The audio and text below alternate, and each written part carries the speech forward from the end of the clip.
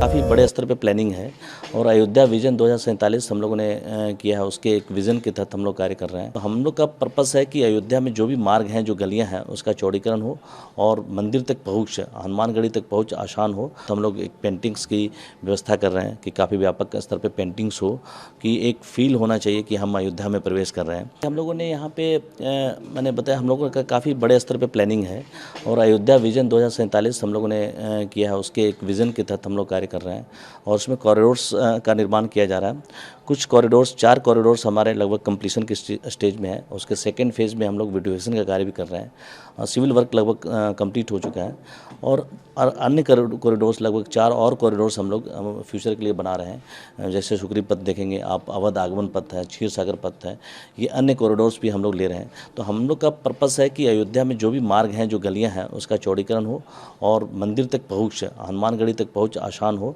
और यह जो हमारे श्रद्धालु व्यापक पैमाने पे आ रहे हैं और उनको एक सुखद एहसास भी हो, उन्हें कंजेशन से निवृत्ति भी मिले और उसको यूज़ कर पाएँ। और साथ साथ हम लोग इन गलियों को, इन रोड के जो मार्ग हैं, उसके बिल्डिंग को एक निश्चित फसाड के अनुसार हम लोग उसको व्यवस्थित कर रहे हैं कि एक हमारा एक सौंदर्य बोध भी रहे।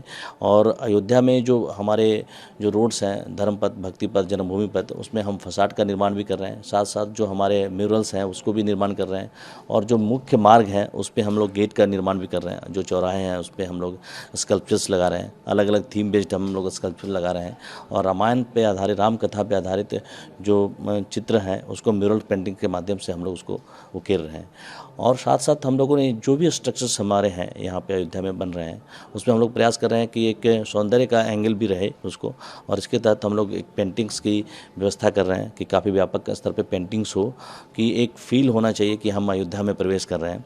आप यहाँ पे हमारे 5 आरओबी रेलवे ओवरब्रिज बन रहे हैं जो कि अयोध्या गोरखपुर मार्ग है, उससे हमारे मंदिर की ओर कनेक्टिविटी को स्ट्रॉन्ग करेंगे और अयोध्या धाम की ओर स्ट्रॉन्ग करेंगे, रेलवे स्टेशन की ओर स्ट्रॉन्ग करेंगे कनेक्टिविटी को। और इसके तहत हम लोगों ने आरओबी पे भी, आरओबी के नीचे जो लैंड्स है उसको पार्किंग के लिए भी यूज़ करेंगे।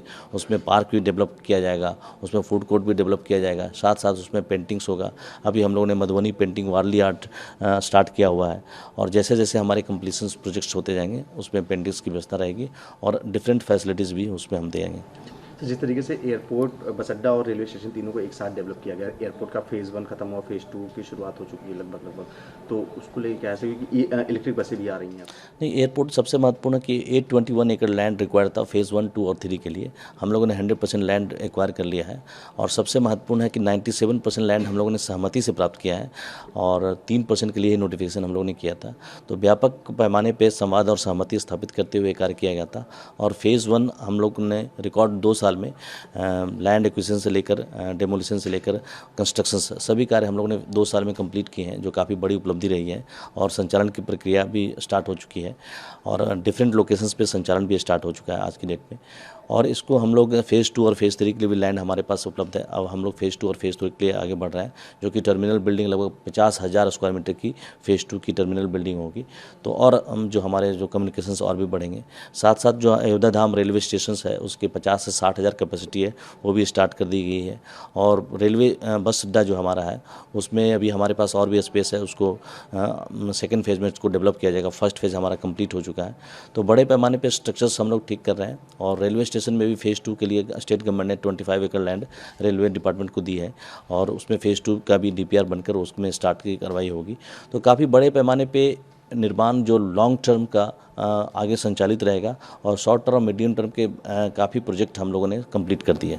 सर, जिला प्रशासन ने इलेक्ट्रिक व्हीकल्स पे जोर दे रहा, चाहे गोल्फ कार्ट हो, चाहे जो है नहीं, सबसे महत्वपूर्ण है कि हम लोग धर्म पथ और राम पथ पे, इन दोनों पथों पे हम लोग इलेक्ट्रिक बसेस चलाएंगे और 100 इलेक्ट्रिक बसेस हमारी लगभग 15 जनवरी से स्टार्ट होगी और संचालित रहेगी। और इसके साथ साथ हम लोग गोल्फ कार्ट भी स्टार्ट करने जा रहे हैं, ई रिक्शा भी स्टार्ट हो रही है। तो बड़े पैमाने पे हम गोल्फ कार्ट की सर्विसेज भी जो प्राइवेट जो भी कंपनीज सर्विसेज देना चाहती है एक नॉमिनल रेट पे, तो उसको भी हम लोग संचालित कर रहे हैं। तो यहाँ पे ट्रांसपोर्टेशन के जो मीन्स है काफ़ी बड़े पैमाने पे हम लोग प्रयास करेंगे कि इलेक्ट्रॉनिक माध्यम से हो। हमसे जुड़े रहने के लिए हमारे YouTube चैनल को सब्सक्राइब करें और नई वीडियो की नोटिफिकेशन के लिए बेल आइकॉन को दबाएं। अगर आप ये वीडियो Facebook पर देख रहे हैं तो लाइक जरूर करें और ज्यादा से ज्यादा शेयर करें। धन्यवाद।